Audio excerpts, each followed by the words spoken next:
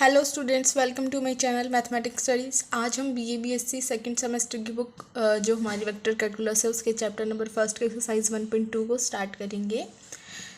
जो हमने एक्सरसाइज 1.1 थी उसके अंदर हमने पढ़ा था स्केलर ट्रिपल प्रोडक्ट, जिसके अंदर हमने ये देखा था कि जैसे हमारे पास तीन वेक्टर थे A B C, A cross B vector और एक सी वेक्टर है।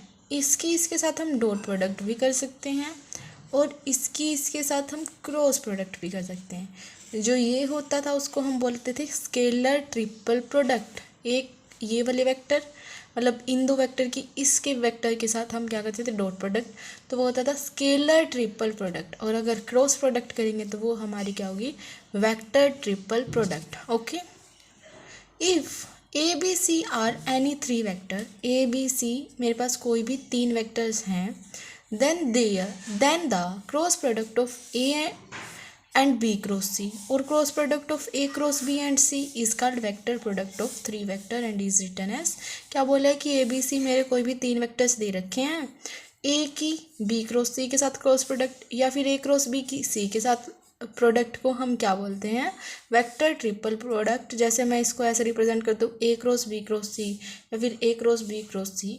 ऑब्वियसली इन दोनों का मतलब सेम नहीं होता है हमारा वेक्टर के अंदर, राइट। जनरली देखो लिख भी दिया हमने यहाँ पे, इन जनरल ये और ये हमारे इक्वल नहीं होते हैं, ए क्रॉस बी क्रॉस सी इस तरीके से ये हमारे इक्वल नहीं होते हैं जनरली। ओके, अगर हमारी कोई स्पेशल कंडीशंस हो, कोई हमने स्पेशल कंडीशन अप्लाई कर रखी हो तो ये इक्वल हो सकते हैं, बट जनरली ये इक्वल नहीं होते हैं।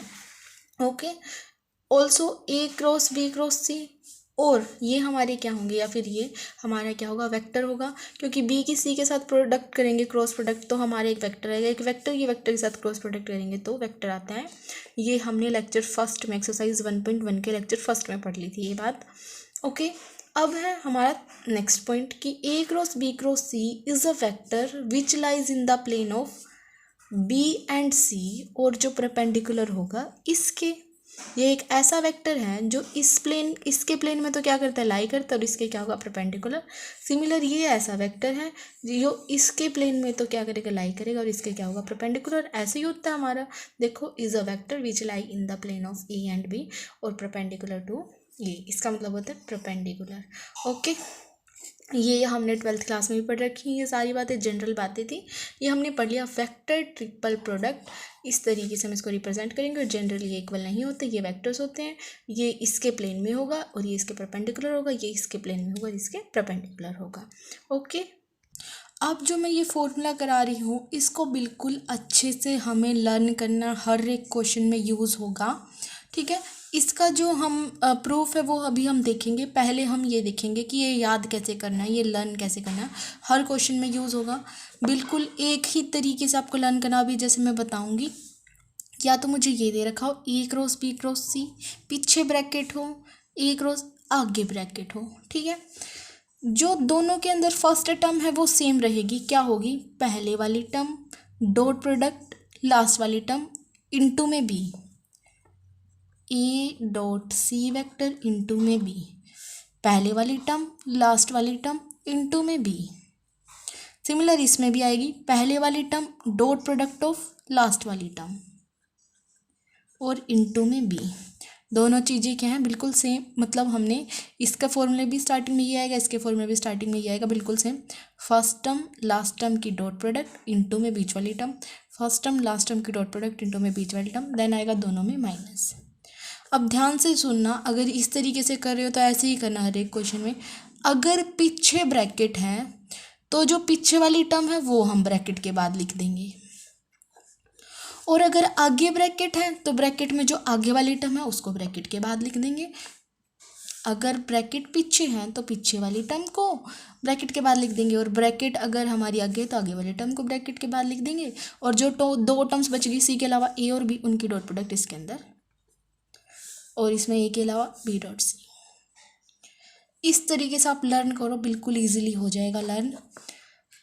ओके, ये आपको हर एक क्वेश्चन में यूज़ करना है। देखो एक बार और, कि अगर मुझे ये दे रखा है ए क्रॉस बी क्रॉस सी, इसको मैं कैसे करूँगी, पहले वाली टर्म लास्ट वाली टर्म की डॉट प्रोडक्ट इनटू में बीच वाली टर्म माइनस ब्रैकेट पीछे दे रखी है तो पीछे वाली टर्म को हम ब्रैकेट के बाहर लिखेंगे और ए डॉट बी। सिमिलर अगर मुझे ये दे रखा है तो पहली स्टेप तो सेम है, फर्स्ट टर्म और लास्ट टर्म की डॉट प्रोडक्ट इनटू में बीच वाली टर्म माइनस ब्रैकेट है आगे तो आगे वाली टर्म को पीछे लिखेंगे ए और बचे हुए बी डॉट सी। अगर ब्रैकेट पीछे है तो पीछे वाली टर्म को पीछे लिखेंगे, ब्रैकेट आगे है तो आगे वाली टर्म को पीछे लिखेंगे। ओके, बिल्कुल ये तरीके से याद करो, अच्छे से याद हो जाएगा। अब हम करेंगे इसका प्रूफ। ओके, और ये ध्यान रखना आपको तरीका, JCR SUK UK इन वाली जो यूनिवर्सिटीज़ में ऐसे टाइप के आपके नहीं आते हैं, लेकिन जो MDU है उसमें ये जो आपके इस तरीके के जो थ्योरम्स वगैरह ना इस बुक की वो आने के चांस है। अगर आप MDU से कर रहे हैं, अगर आप CRSUK UK इनसे कर रहे हैं तो ये थ्योरम्स ज़्यादा नहीं देती है, क्वेश्चंस ज़्यादा देते हैं। ओके, बट हमें तो पूरा करना है तो हम तो करेंगे ही। देखो क्या है, टू प्रूव हमें अभी ये चीज़ जो मैंने अभी ये लर्न करवाई ना कि first term last term into B minus bracket पीछे है तो पीछे सी और ए डॉट बी। अब मुझे ये चीज़ करनी है प्रूफ। हम फर्स्ट का प्रूफ करेंगे बिल्कुल सिमिलर तरीके से, आप नोटबुक में करके देखेंगे सेकंड का प्रूफ। ओके, हम फर्स्ट का भी करेंगे। देखो फर्स्ट का क्या है, ये हमें करना है सोल्व ये, राइट, मुझे ये निकालना है। देखो है ना, तो हम क्या करेंगे, सबसे पहले हम ले लेंगे ABC वेक्टर जैसे हम 1.1 के अंदर लेते थे, बिल्कुल सिमिलर तरीके से हमने ले लिया ABC vector. A vector A1i A2j plus A3k, B vector B1i B2j plus B3k, C vector C1i C2j plus C3k। अभी हम पहले B क्रॉस C निकाल रहे, फिर उसकी A के साथ क्रॉस प्रोडक्ट कर देंगे, B क्रॉस प्रोडक्ट C। कैसे करते हैं क्रॉस प्रोडक्ट, फर्स्ट लेक्चर में ही बता दिया था 1.1 के। IJK लिखेंगे ऊपर, उसके बाद B के क्या है B1 B2 B3 और C के C1 C2 C3 के लिख दिया। देन हमें करना है नॉर्मल डिटर्मिनेंट सॉल्व। ओके, या फिर आप ये बोल सकते हैं कि एक्सपेंड कर दिया हमने फर्स्ट रो के अलोंग, कुछ भी बोलो, ये होगा प्लस माइनस प्लस, तो I into B2 C3 minus C2 B3। यहाँ पे माइनस लगाएंगे आप, minus of J B1 C3 minus C1 B3 आ गया, उन्होंने माइनस अंदर ले लिया इस वजह से C1 B3 minus B1 C3 J लिख दिया, plus K into B1 C2 minus C1 B2। इस तरीके से हमारा आ गया। अब मुझे निकालना क्या है, A क्रॉस ऑफ दिस, तो हम इसके साथ A की और क्रॉस प्रोडक्ट कर देंगे। तो ये जो हमारा IJK लिखा हमने, जैसे क्रॉस प्रोडक्ट करते हैं वैसे A का हमारा A1 A2 A3 और B क्रॉस C के हमारी आए थे दिस, I के साथ था जो, J के साथ K के साथ, वो इनके नीचे लिख दिया। ओके, देन नॉर्मल हमने डिटर्मिनेंट सॉल्व करना है, जैसे हमने ये किया था यहाँ पे I into A2 B1 C2 minus A2 B2 C1 minus of A3 B3 C1 minus minus क्या हो जाएगा plus A3 B1 C3 I। Similar J की प्रोडक्ट करेंगे इसके साथ माइनस इसके साथ, plus K into this multiply this minus this multiply this, तो हमारी ये टर्म आ जाएगी। ओके, अब मुझे प्रूव क्या करना है इसके अंदर, मुझे ये प्रूव करना है कि ये टर्म इसके इक्वल होगी, तो मैंने ये सोल्व कर दी।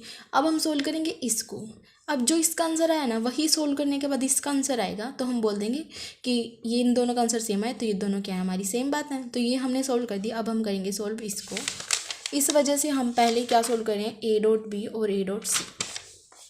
ठीक, तो A डॉट B क्या होगा, A मेरा क्या है A1, ये है मेरा A1i plus A2j plus A3k, B मेरा क्या है B1i plus B2j plus B3k। जब डॉट प्रोडक्ट करते हैं तो I वालों के I वालों के साथ, J वाले के J वाले के साथ, K वाले के K वाले के साथ, तो A1 B1 हो जाएगा, A2 B2 हो जाएगा, A3 B3 हो जाएगा। यहाँ पे सिमिलर A डॉट C करेंगे तो A1 C1 A2 C2 and A3 C3 हो जाएगा हमारा यहाँ पे।